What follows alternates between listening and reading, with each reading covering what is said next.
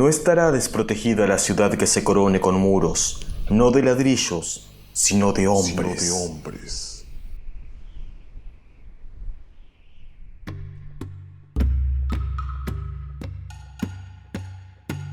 Esparta, una de las ciudades griegas más importantes de la historia, se caracterizó no solo por su desempeño en la guerra, sino también por las rigurosas normas que regían su sociedad. Una sociedad construida en base a 3 pilares: la igualdad de sus ciudadanos, la educación militar y la austeridad. Normas que, según la tradición, fueron impuestas por un legislador cuya figura siempre ha estado a medio camino entre la leyenda y la verdad. Dicho legislador, tan importante para la historia de los lacedemonios que terminó recibiendo culto de héroe, fue nada menos que Licurgo de Esparta. Tan misterioso se ha vuelto este personaje que no hay consenso en cuanto al período en el que vivió. Algunos lo sitúan en plena época arcaica y otros, incluso, a fines de la época micénica. Con todo, es probable que nunca existiese un Licurgo de Esparta y quizá las leyes que se le atribuyen no fuesen más que la acumulación de normas, reformas y costumbres a través de los siglos. Sin embargo, ha sido tanta la admiración que inspiraron las leyes de los lacedemonios que no pocos fueron los que, desde la misma antigüedad, pusieron por escrito la supuesta vida y obra del hombre que las legisló, vida y obra de la que hoy hablaremos. Así que quédense donde están, porque esta es la biografía de Licurgo y la ley espartana.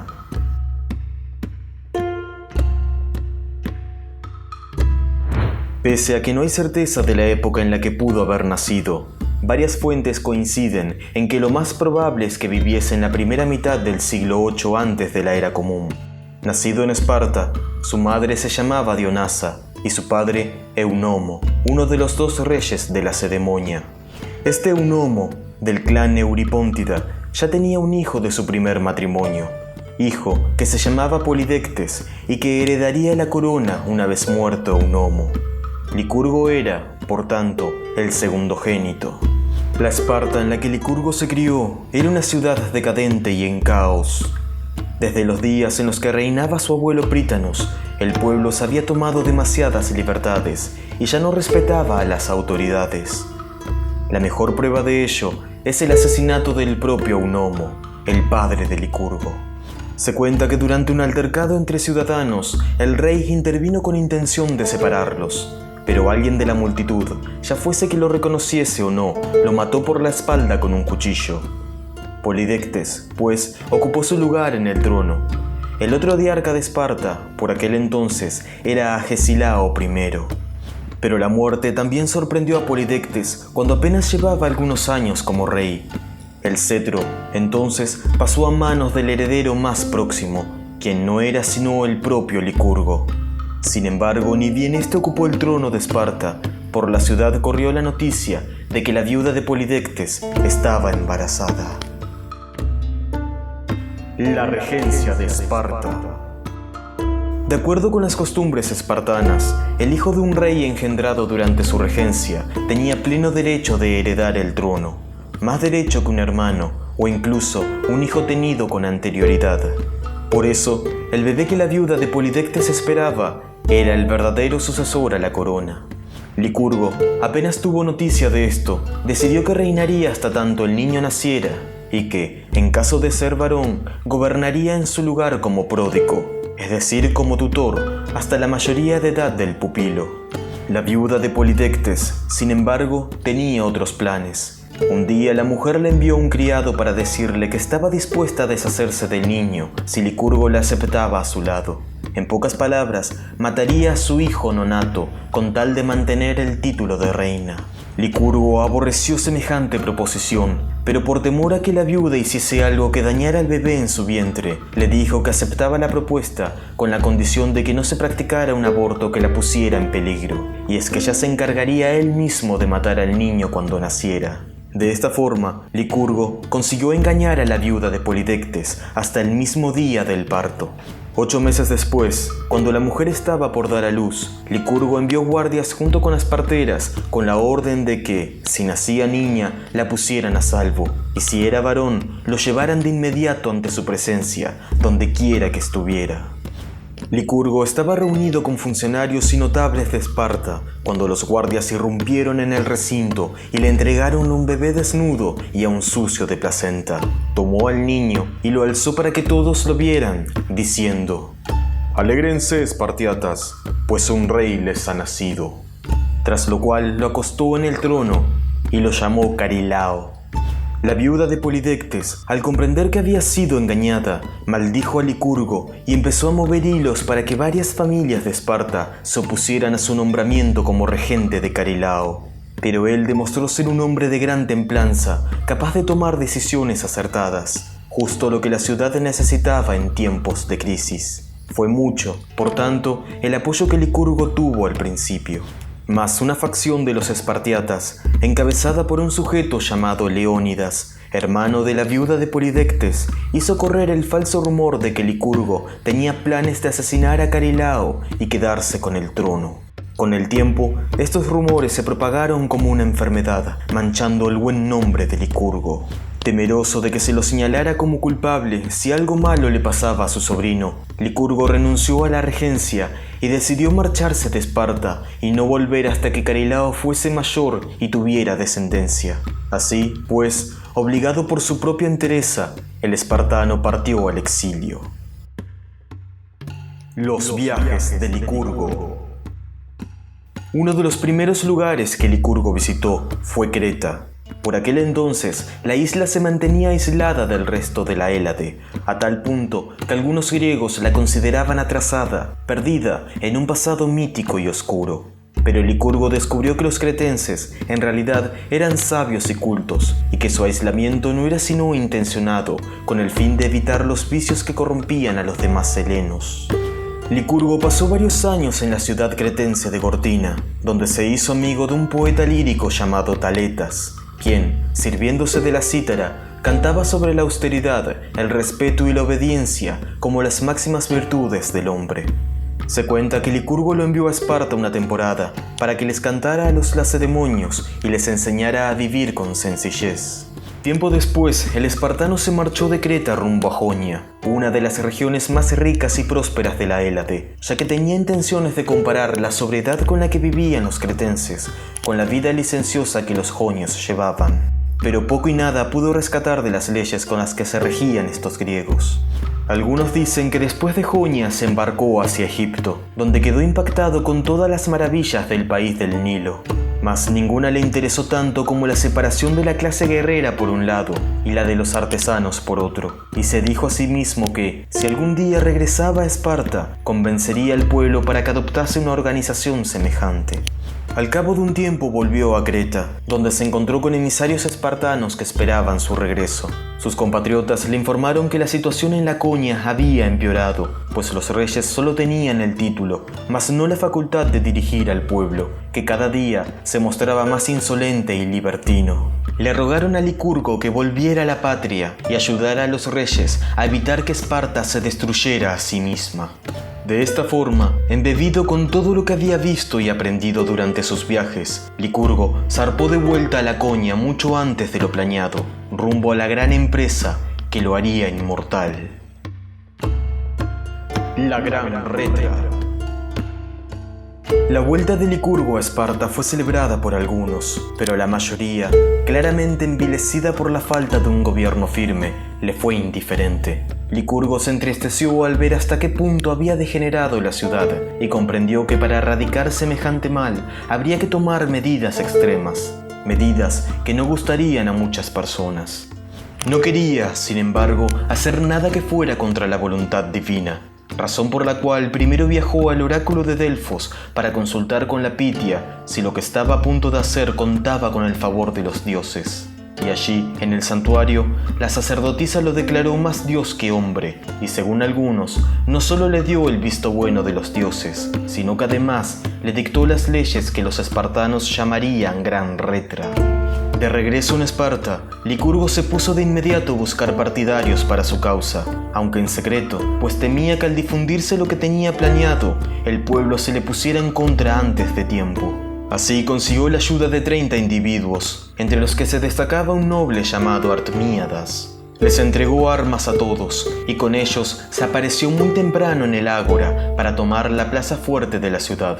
Se dice que el joven rey Carilao, al ver la hueste liberada por su tío, creyó que se trataba de un complot para derrocarlo, y temiendo por su vida, se refugió en el templo de Atenea Calcieco, la de la Casa de Bronce, lo que le valió las burlas de Arquelao, su compañero en el trono. Aunque al final 2 de los conspirados se bajaron de la empresa por cobardía, Licurgo consiguió dominar al pueblo y someterlo a las nuevas leyes que el oráculo había dictado. Lo primero que hizo fue instaurar la Gerusía, una suerte de senado, con el fin de nivelar las fuerzas de poder en Esparta, es decir, la del pueblo y la de los reyes, y nombró gerontes a sus 28 colaboradores. Luego llevó a cabo la medida más resistida y controvertida, que fue la redistribución de la tierra, la cual estaba en manos de unos pocos aristócratas, de modo que cada cual tuviese lo mismo que los demás. Así, Licurgo consiguió que todos los ciudadanos espartanos fuesen iguales unos de otros, y no hubiese nadie que se distinguiera por su riqueza. Y por si esto fuera poco, estableció que ya no se usara el oro ni la plata como medio de cambio, sino solamente el hierro, al que se le dio tan poco valor que para cambiarlo por bienes era necesario transportar una cantidad ingente de este metal. De esta forma, anuló toda avaricia y toda clase de delitos en Esparta, y además mantuvo a raya mercaderes y comerciantes que, venidos del extranjero, buscaban ganarse la vida arruinando la de otros. La tercera medida que Licurgo impuso fue la instauración de los banquetes comunales llamados sisitias, con los cuales buscaba hermanar aún más a los espartiatas, obligándolos a dejar la comodidad de sus casas para cenar en grupos y contribuir con parte de la ración. Estas comidas debían ser sobrias y ofrecer lo justo y necesario para la subsistencia, dejando de lado el lujo y la glotonería.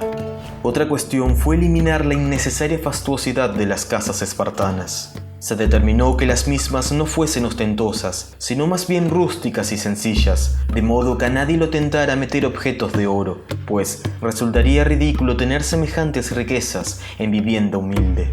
También estableció que los espartiatas tendrían prohibido toda actividad comercial o lucrativa, dejando dichas tareas a los esclavos y a los periecos, ya que de esa forma podían dedicarse por completo al Estado espartano y a la vida castrense. Licurgo incluso decretó que las mujeres, lejos de permanecer encerradas en casa, debían ejercitar sus cuerpos en la carrera y la lucha, ya que entendía que sólo así podrían engendrar hijos fuertes para Esparta.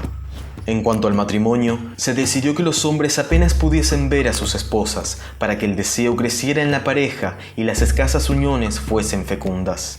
También decretó que si un hombre anciano ya no podía engendrar hijos con su joven esposa, podía permitirle a ésta acostarse con otro espartiata más joven para así quedar embarazada, adoptando como propio al hijo que naciera. Sobre los nacimientos, Licurgo instauró una costumbre cruel, pero necesaria para evitar bocas inútiles para la ciudad. Dicha costumbre era la eugenesia.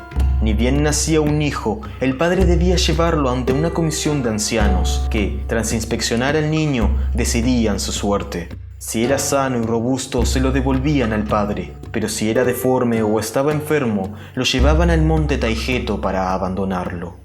Al cumplir los 7 años, los niños dejaban a sus familias para empezar una vida en los cuarteles junto con otros chicos de su edad. Licurgo determinó que el Estado espartano debía encargarse de la educación de los niños, educación que debía orientarse más a la disciplina y la resistencia que a las artes o a las letras. Los jóvenes, de hecho, debían pasar hambre y necesidades para aprender a valerse por sí mismos y hacerse fuertes desde la misma infancia. Licurgo legisló también sobre la muerte, estableciendo que los cadáveres no debían sepultarse con adornos, sino solo con un manto rojo, y que en las lápidas no debía inscribirse nombre alguno, salvo los de aquellos que murieran en defensa de la patria, o las mujeres que fallecieran pariendo hijos para Esparta. Estas fueron, en suma, las leyes que Licurgo impuso a los espartanos. No todos, sin embargo, aceptaron en buenos términos semejante cambio de vida, y tan pronto como los hombres armados dejaron el ágora, los problemas empezaron. Hechos de Licurgo. Los que antes habían sido adinerados y poderosos en Esparta, como era de esperarse, se opusieron a la nueva constitución de Licurgo. No aceptaban que sus tierras fuesen expropiadas para dárselas a los pobres. Tampoco querían compartir su comida con aquellos que consideraban inferiores, y mucho menos dejar que sus mujeres salieran de casa para que fuesen libres. Un día, un grupo de descontentos lo acorraló en el ágora con la intención de matarlo y restituir a Esparta a su estado anterior. Licurgo consiguió escapar por poco de sus agresores para refugiarse en el templo de Atenea Calcieco. Sin embargo, en el camino se topó de frente con un muchacho llamado Alcandro, que lo atacó dándole un bastonazo tan fuerte que le arrancó un ojo. Con el rostro cubierto de sangre, Licurgo consiguió meterse en el templo hasta que sus partidarios llegaron para protegerlo de la turba. Alcandro fue detenido y poco después llevado a la casa de Licurgo para que el legislador decidiese qué hacer con él. Licurgo, sin embargo, no aplicó violencia alguna sobre el muchacho. En cambio, lo acogió bajo su servicio, de modo que aprendiese a vivir con sencillez y sobriedad. Se dice que entonces los espartiatas que se le oponían, viendo la bondad y grandeza de espíritu con la que el legislador trataba al joven que lo había dejado tuerto, se sintieron arrepentidos y finalmente decidieron someterse a la gran Retra. Como agradecimiento a los dioses, Licurgo mandó erigir el templo de Atenea Optilétide. Si bien Licurgo había instaurado la nueva constitución bajo la bendición del oráculo, no ocupó ningún cargo de honor en Esparta. La autoridad seguía siendo de los reyes y de la Jerusía. Sin embargo, todo el mundo acudía a él por consejo o sabiduría, y no solo de Esparta. Se cuenta que, en una ocasión, recibió una embajada que venía en nombre del rey Ífito de Élide, quien le pedía que lo ayudara a refundar unos juegos atléticos en el santuario de Olimpia. Y es que, a raíz de una peste que asolaba la región de los Eleos, el oráculo les había dicho que solo podrían salvarse si restituían los juegos fundados por Heracles. Licurgo aceptó ayudarlos y viajó rumbo a Olimpia, donde, en compañía de Ífito y de Cleóstenes de Pisa, refundó los Juegos Olímpicos en el año 776 antes de la Era Común. En otras fuentes, en cambio, se dice que Licurgo y algunos espartanos se encontraban por casualidad en Olimpia, el día en el que Ífito y Cleóstenes se proponían inaugurar los Juegos. Allí, el legislador escuchó una voz a sus espaldas que le reconvenía el hecho de que no animara a los suyos a participar del evento. Como Licurgo se volvió y no vio a nadie detrás de él, comprendió que había sido la voz de un dios y que era voluntad divina que él ayudara en la organización de los primeros Juegos Olímpicos. La muerte de Licurgo. Ya de mayor, Licurgo había conseguido no solo la estima de sus conciudadanos, sino la dicha de ver cómo sus leyes transformaban una ciudad que estaba destinada a desaparecer en una sociedad justa y noble, llamada a ser una de las más importantes de la historia. Se dice que tuvo al menos un hijo, llamado Antíoro. En cuanto a su final, se cuenta la siguiente historia. Reunió a los reyes y gerontes y les dijo que acudiría al oráculo para consultar al dios si las leyes estaban siendo bien observadas o si era necesario cambiar algo. Antes de partir, hizo jurar a todos los espartiatas que seguirían respetando sus normas hasta tanto él volviera. Hecho esto, marchó a Delfos en compañía de su hijo y de algunos amigos, y tras sacrificar un cordero en nombre de Apolo, obtuvo de la Pitia no solo la confirmación de que la gran Retra estaba siendo aplicada conforme a lo establecido por los dioses, sino que, mientras así siguiera, Esparta sería próspera y respetada y tendría la hegemonía de los griegos. Satisfecho por la respuesta, Licurgo despachó todos los que lo habían acompañado, incluido su hijo, de vuelta a Laconia con las palabras de la Pitia. Y sabiendo que el juramento que los espartanos habían hecho los ataría indefinidamente hasta su regreso, partió rumbo a Creta, y allí decidió quitarse la vida por el bien de Esparta. Se dice que simplemente se dejó morir de hambre. Cuando la noticia llegó a Laconia, los espartanos se afligieron por tamaña pérdida y enviaron hombres para recuperar sus restos, los cuales serían enterrados en una tumba sencilla, pero digna de un hombre como Licurgo. Se dice que en una ocasión un rayo golpeó su sepulcro y tras consultar con unos adivinos, los espartanos decidieron construir allí un templo en su honor y ofrecerle culto de héroe. Otros, sin embargo, dicen que los cretenses pusieron su cuerpo en una pira y arrojaron sus cenizas al mar, ya que si los espartanos llevaban sus restos a Laconia, el juramento se rompería. Cualquiera que haya sido el fin de sus restos, lo que importa es que su labor legislativa, su entereza de espíritu y su completa dedicación a la ciudad de los lacedemonios hicieron que el nombre de Licurgo de Esparta trascendiera más allá de incontables generaciones. Esto es todo cuanto se puede contar de la vida de este legislador. Cabe preguntarse ahora si la Gran Rétera fue realmente obra de una sola persona, y si esa persona en verdad existió. ¿Caminaron alguna vez los pies de Licurgo por la gloriosa ciudad de Esparta? ¿Fueron realmente estas leyes emanadas por el oráculo de Delfos? Son preguntas que probablemente nunca seamos capaces de responder. Pero lo que sí sabemos es que el estilo de vida de los espartanos aún hoy sigue asombrándonos. Su grandeza, su historia y su influencia estarán siempre ligados al nombre de Licurgo de Esparta. Licurgo de Esparta.